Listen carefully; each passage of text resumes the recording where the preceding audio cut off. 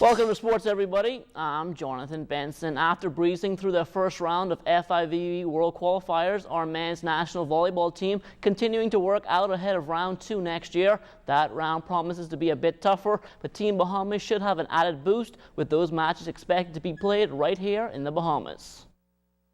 Being the #1 seed, we have to host one of the rounds, so we will be hosting a round with, I think it's Barbados, Nicaragua, and French St. Martin. Next year, May, we hopefully looking at somewhere around the second weekend in May, and we will be hosting that here with the hopefuls of moving forward from there into that last round of World Championships. Knowing what you know about those countries, how difficult it's going to be for the guys moving forward past those countries? Well, knowing what and the rank of those countries and the rank of the teams, and knowing the strength of them, the strongest one in that group will be Barbados.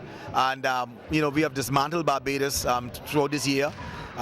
We are the top seed going into this tournament, so I foresee us winning another gold medal. Well, a big upset taking place in the ladies division of the New Providence Volleyball Association last week. After dominating the Cougars for the past couple of years, the Scottsdale Vixens got a real wake-up call in their final regular season match before the Christmas break, losing in a 5-set thriller. Some may view this as a fluke, but as Julian Gibson tells us tonight, the Cougars believe they are for real, and they aren't the only ones. Benson, don't look now, but the Cougars, a young team in the New Providence Volleyball Association, they are making some serious waves. We have 4 young ladies who should be on our senior national team. It's up to them, to make that decision, and encourage the young people to participate some more. In 2020, we plan to go to Olympics, so we'll be working towards that. These young ladies, for the most part, will be back in school and colleges, and so we're not going to have them for the rest of the year. But at least the other girls who are here can see the level of play that they could attain. And that's the whole purpose, is for these young ladies to move on. Because when they finish college, they're not going to come back to me. I've already said to them that we're going to create a team for them to play on, and if not, go play on other teams, because that's what I'm about. I don't want to coach a senior team. I only want to coach junior team and let these young ladies move up to other senior teams. In fact, the Cougars are doing so good, they have caught the attention of the defending champions, Vixens. They believe the Cougars can play. It shows that you have some growth and development. And if you just keep playing with the same faces over and over, then our national program wouldn't be anything. So the Therese and the Avies and the Janaes, and 3 of them, the juniors, won the senior women team, this past August. So it shows that we have a way forward, and we have some growth in the younger players that can come and fill these roles on the senior team come next year. These girls in the gym every day, practicing day in, day out. We home, eating Kentucky, eating McDonald's, and doing our own thing. What we now need to do is get serious again, because we have competition. Now we have competition. 3 of those girls just came back from college. They sharp. We are not. Reporting for ZNS Total Sports, I am Julian Gibson. All right, thanks a lot, Julian. Well, the Providence Basketball Club's 2012 Holiday Classic fast approaching, and tournament organizer Kevin KJ Johnson, he can't wait for it to get started. Oh man, it's shaping up to be a very, very good tournament this year.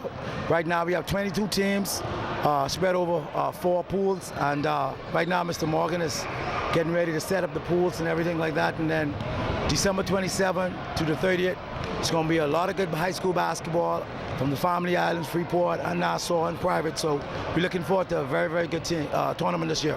Who are some of the teams you have coming in from the Family Islands and Grand Bahama? You got 8 Mile Rock coming in. St. George just pulled out at the last minute because they have a previous tournament in Florida. So those are 2 teams were coming, but 8 Mile Rock is coming. We have a Gappe out of Abaco. We have Centrally Lutra. We have a team coming out of Bimini, St. Sal coming. And then we have a lot of the private schools and public schools here in Nassau are going to be participating. So it's a good opportunity for them to keep their teams in shape and sharp for the second half of the season, or the first half for us, and opportunities for college coaches to see them, and opportunities to get scholarships. So that's what it's about, helping these young men to see a vision. Hopefully they will achieve those goals, which is going to school on a scholarship. How many scouts you have coming in from the... Right now, I have some junior college scouts coming in. The Division I schools, they're in season still, so I have about 4 junior college scouts coming in to watch our games. Well, regatta consultant, the Reverend Dr. Philip McPhee, excited about the prospects of the 2013 sloop sailing calendar, and it all begins in about 2 weeks' time.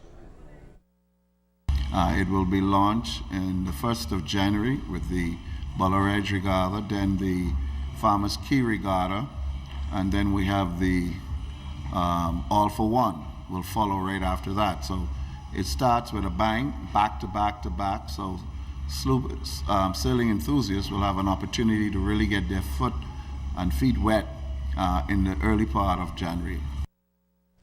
And that will do it for sports.